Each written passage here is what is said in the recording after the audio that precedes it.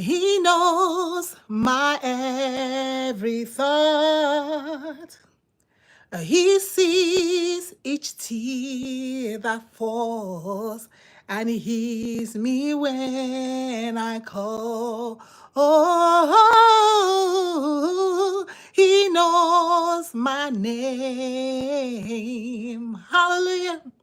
He knows my every thought, and he sees each tear that falls, and he hears me when I call. Oh, I love the Lord Jesus. How are you all doing today? Jesus said, Father, I thank you that you hear me always.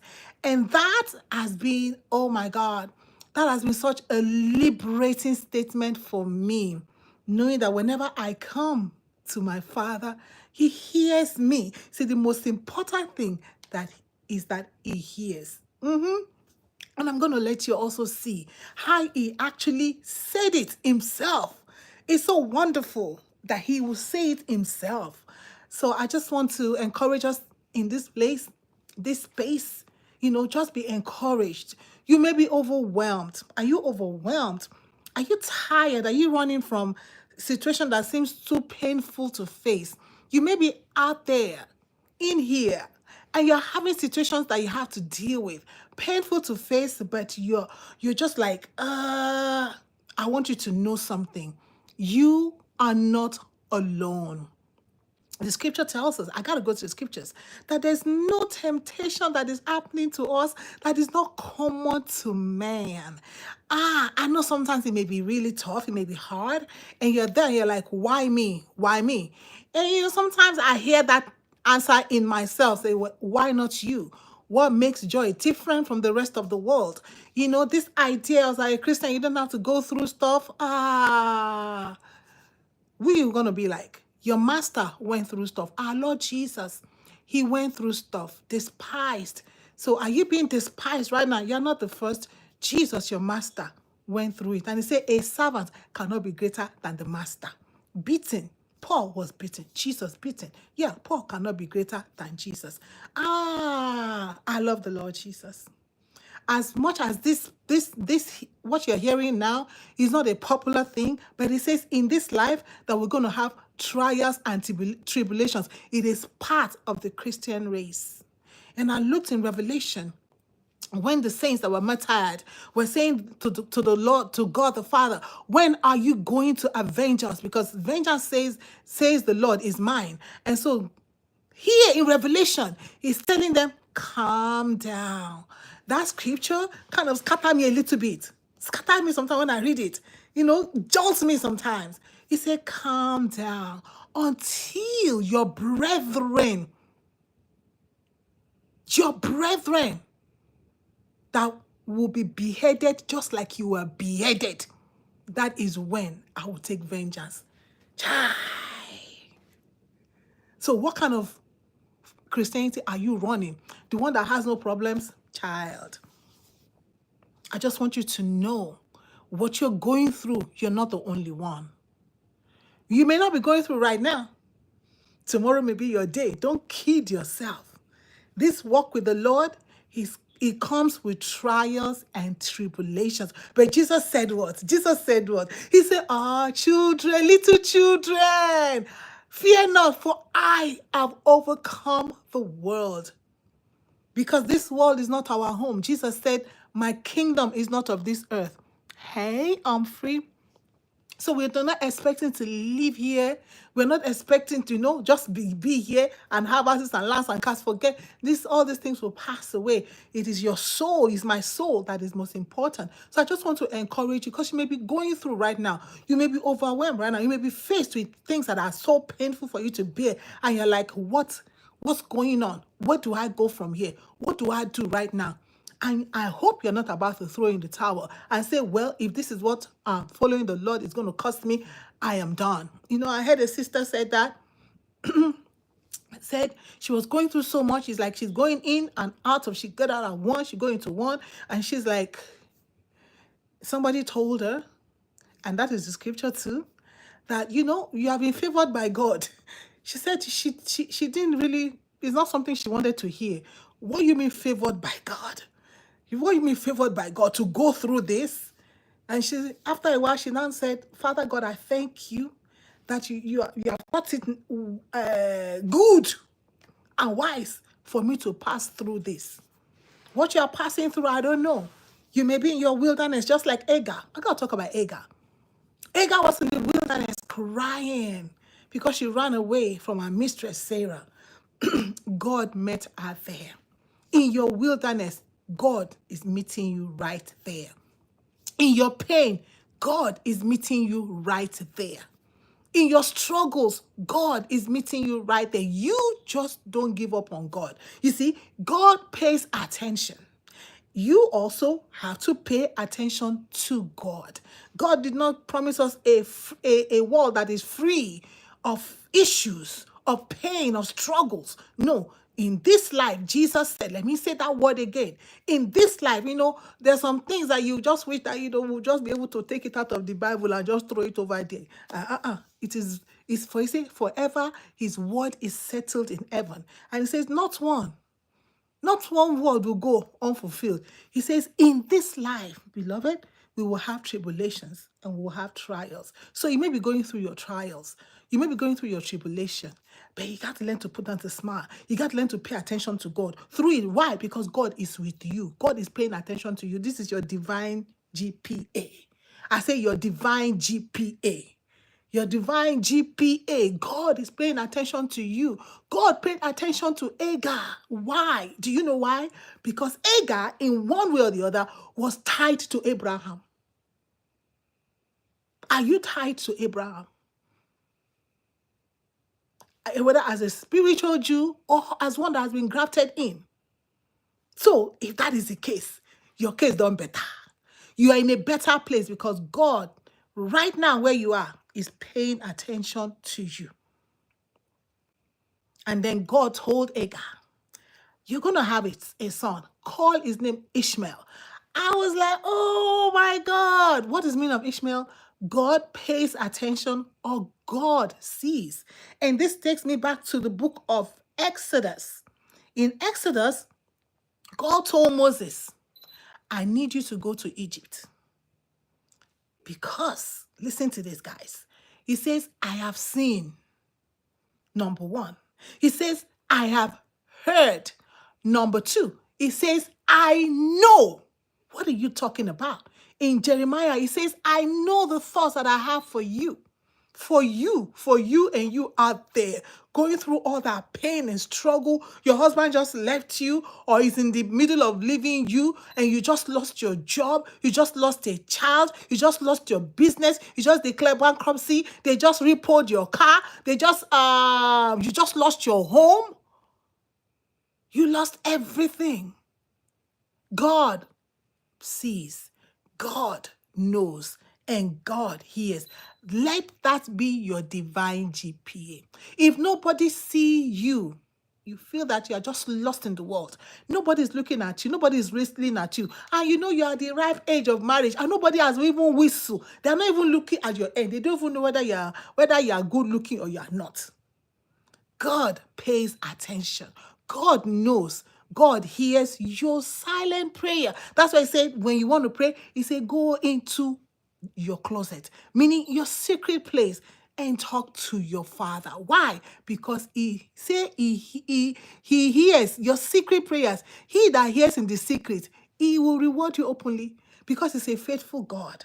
I want you to know, hang on to the Lord Jesus. Hang on. Hang on to the Lord Jesus today. He knows your pain.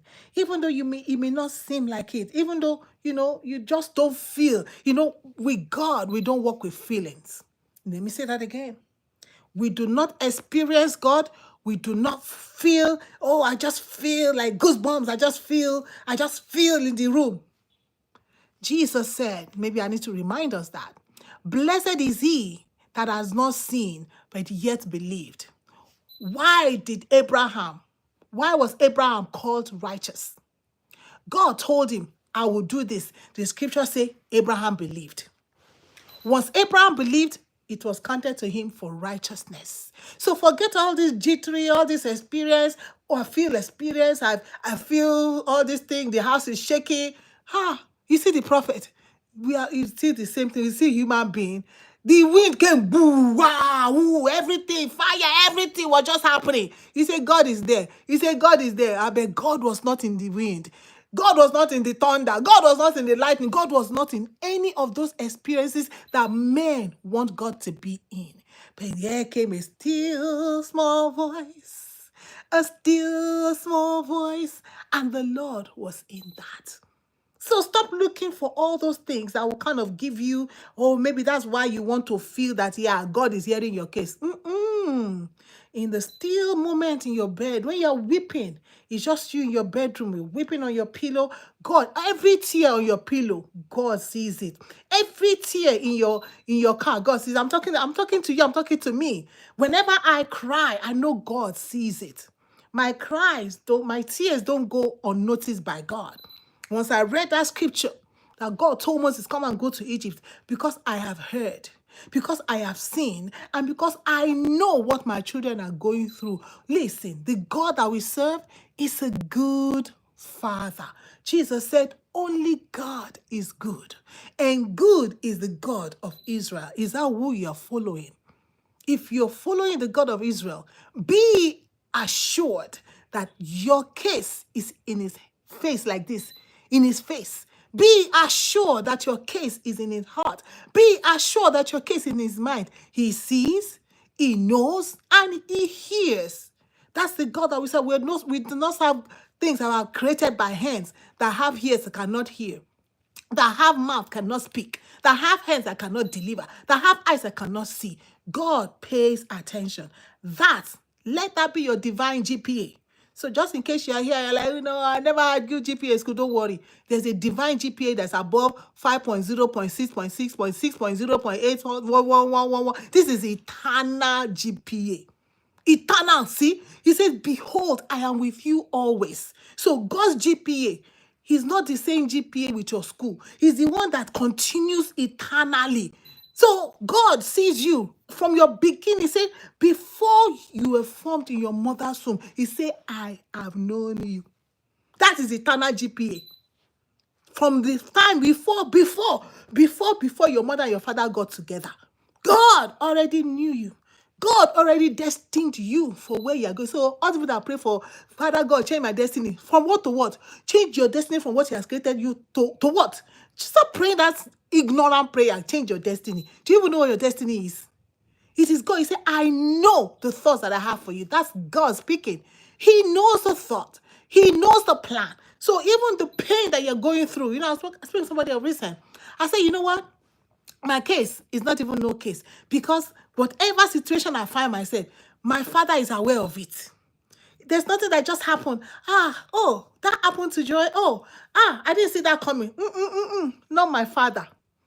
Because before my mother formed me in her womb, before I was formed in my mother's womb, God already knew that today I will be here on Facebook talking and encouraging you. And God already knew that today, whatever pain, whatever struggles, whatever misery, whatever it is, whatever challenge I have, God is already aware of it. When people rise up in my job and they begin to talk nonsense, before they even began, God already knew it.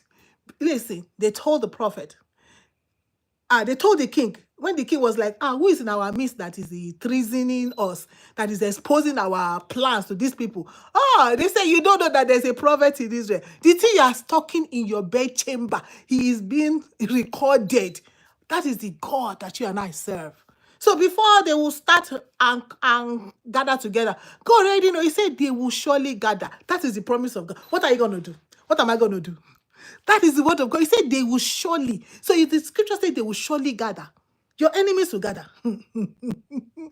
Sometimes that may be hard for you to believe, but it is true. It's in the word of God. Unless you want to go and remove it in your own Bible, maybe you tear that page up. You tear it. The word of God is said truth in heaven. He said they shall surely gather. But he says because their gathering is not of him, then they will be scattered.